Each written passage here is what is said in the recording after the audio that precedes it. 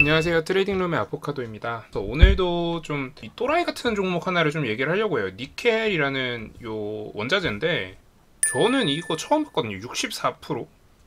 65%. 사실 이 종목 같은 경우에 제가 어제 관련주들을 찍어드렸어요. 황금 ST, T플렉스. 그리고 오늘 두 종목 정도가 더 나왔어요. 어떤 애들이 나왔냐면 황금 ST가 70%를 보유하고 있는 회사 UST, 그리고 현대 BNG 스틸 이렇게 나왔거든요.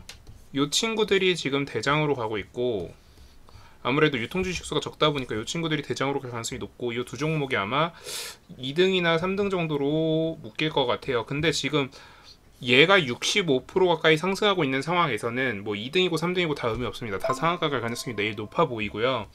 물론 지금 새벽 2시기 때문에 내일 장 마감 때까지 봐야 돼요. 장 마감 때 뭐 이 가격대가 아니라 뭐 4만 달러대에서 마무리한다거나 그러면 좀 얘기가 달라질 수도 있어요. 자, 근데 그러면 야, 어제 했던 얘기 왜 또 오늘 하나 또 하냐? 제가 유튜브 지표를 안 볼 수가 없어요. 사실 유튜브 지표를 보면은 최근 조회수 순위에서 어제 영상이 가장 높았고요. 그리고 노출 클릭률도 좋았고 지속 시간도 좋았어요. 나 그럼 이거 후속 찍어야지 당연히. 그래서 오늘 후속 영상을 준비했고, 그리고 이제 관련해가지고 뭐 질문들이 몇 가지 있더라고요. 뭐 대성홀딩스 같은 종목 어떻게 바라보시는지, 그리고 LFP 쪽으로 밀어주는 얘기가 나올 수도 있는 건지, 그리고 히토류 신고가인데 왜 상승하고 있지 않은지, 그리고 TCC 스틸 뭐 이런 얘기들이 나왔어요. 자, 그래서 좀 얘기를 한번 해볼 거예요. 일단 제일 먼저, 자, 일단 이러면 LFP가 좀 주목받을 수 있지 않느냐. 자, 우리가 지금 배터리는 크게 두 가지가 있어요.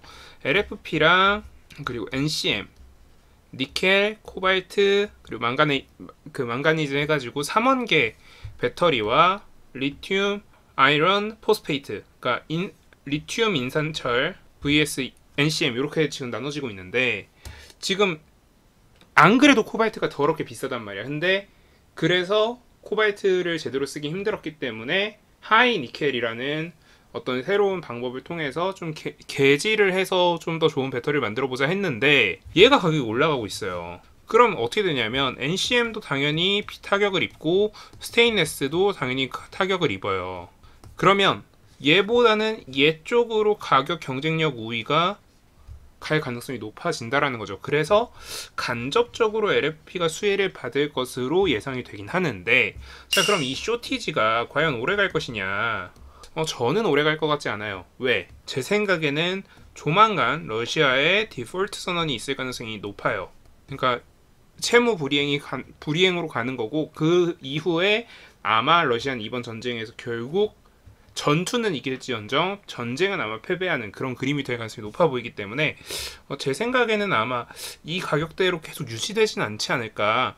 단기적으로 이 가격대를 유지를 하겠지만 장기적으로 봤을 때는 점차 내려와서 한 35,000달러 정도까지가 아마 고점이 되지 않을까, 이런 생각을 하게 되더라고요. 그리고 관련해서 뭐 팔라듐이라던가 알루미늄, 그리고 구리 같은 경우에는 가격 체크를 좀 해놓으셔야겠죠. 지금 알루미늄 같은 경우 가격이 좀 빠지고 있는데, 사실 이것도 되게 웃긴 게 오늘 가격이 꽤 많이 상승했던 두 종목이거든요. 그래서 이게 과연 지금 많이 빠졌느냐, 사실 오늘 고점 대비 생각하면 많이 빠지긴 했어요.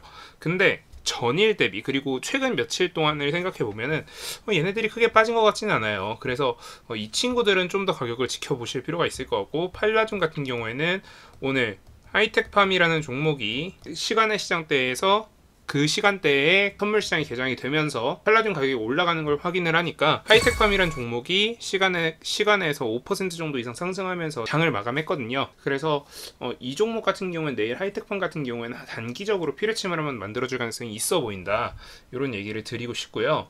자, 그리고 우리가 한 가지 좀 고려해야 되는 부분이 또 생겼어요. 뭐냐면 창펑자오라는 중국 그 바이낸스 대표가 러시아에 제재에 들어간 은행들은 비트코인 결제를 허용하고 있지 않다. 그러니까 러시아의 일반 국민들은 암호화폐 거래할 수 있어야 한다라는 취지의 발언을 했고, 그로 인해서 비트코인이 단기적으로 반등하는 모습을 보여줬거든요.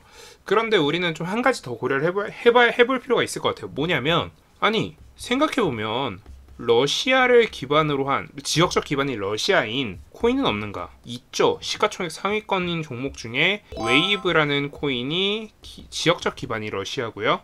사실 이더리움도 비탈릭 부테린이 지역적 기반이 러시아 쪽이기 때문에 사실 어떻게 보면 러시아 쪽이 좀 더 가까울 수도 있어요. 근데 물론 비탈릭 부테린 같은 경우에는 러시아 정부를 까는 발언을 많이 했기 때문에 뭐 얘네들은 해당사항이 없을 거고, 웨이브 정도는 조금 지켜봐야 될 것 같은데, 야 그러면 러시아 채무 불이행할 것 같고 그렇다며 근데 왜 웨이브를 지켜봐야 되느냐?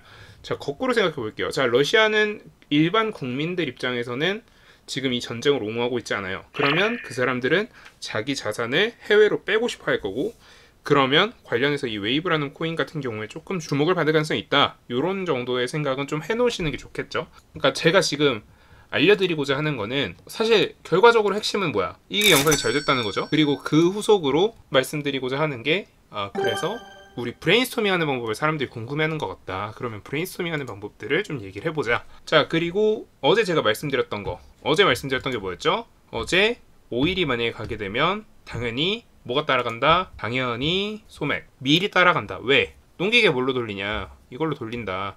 자, 그래서 이런 애들이 따라간다라는 걸 확인했고, 자, 근데 이러면 결국 뭐야? 인플레이션. 그러면 결국 뭐가 된다? 미국 지수는 당연하게도 빠질 수밖에 없을 것이다. 당연하게도 차트를 보면 당연히 지금 빠지고 있겠죠.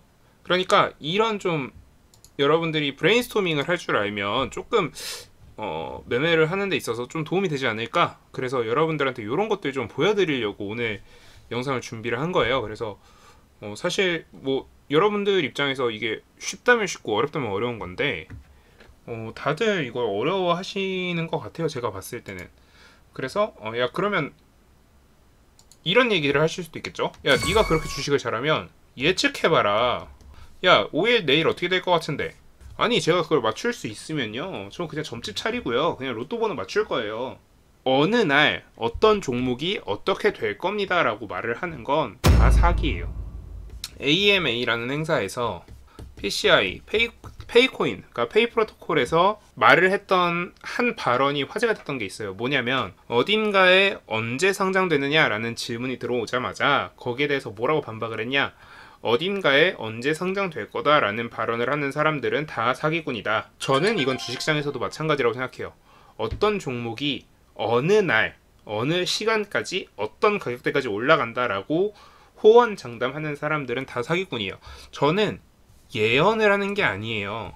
데이터를 기반으로 브레인스토밍을 해서 조금 더 가능성 높은 쪽으로 유추하는 거예요. 그러니까 단기적으로는 이 가능성이 틀릴 수도 있지. 그러니까 중장기적으로 맞춰나가는 과정이다라고 생각을 해주시면 될 것 같고요. 자, 그런데 오늘 한 5일 쪽에서는 그러면 수급적인 면에서 호재와 악재가 무엇이냐? 일단 1번 러시아와 우크라이나, UK라고 쓰니까 유나이티드 킹덤 같네. 그러니까 얘네 둘이 협상을 한다, 3차 협상을 한다, 이런 얘기가 나오면서 수급적인 악재가 생겼고요. 왜? 수급이 잘 될 것 같다라는 희망이 생겼잖아. 그러니까 이건 수급적인 면에서 가격에 관해서 악재가 되는 거고요. 한 가지 호재는 뭐냐면 관이 다 터졌대요. 그러면서 난방이 안 되고 있다라는 조금 사람들의 그 연민을 자극하는 그런 뉴스가 나왔어요. 그렇다는 건 뭐냐? 이 관련해서 계속 이슈가 될 가능성이 있고 관련해서 가격이 상승할 가능성이 생겼다라는 거. 그래서 이런 것들을 좀 생각하면서 여러분들 매매하시면 조금 여러분들 매매 실력이 좀 늘지 않을까. 그러면서 오늘 영상은 이 정도로 마무리하고요.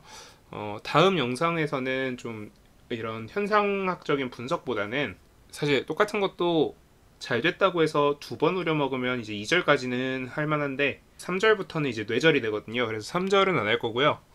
아마 좀 다른 얘기를 해보려고 해요. 그래서 준비하고 있는 게 하나 있는데 그건 제가 좀 생각해보고 말씀드리도록 하겠습니다. 지금까지 트레이딩룸의 아포카도였고요. 오늘 영상 도움 되셨다면 구독, 좋아요, 알림 설정 부탁드립니다. 감사합니다.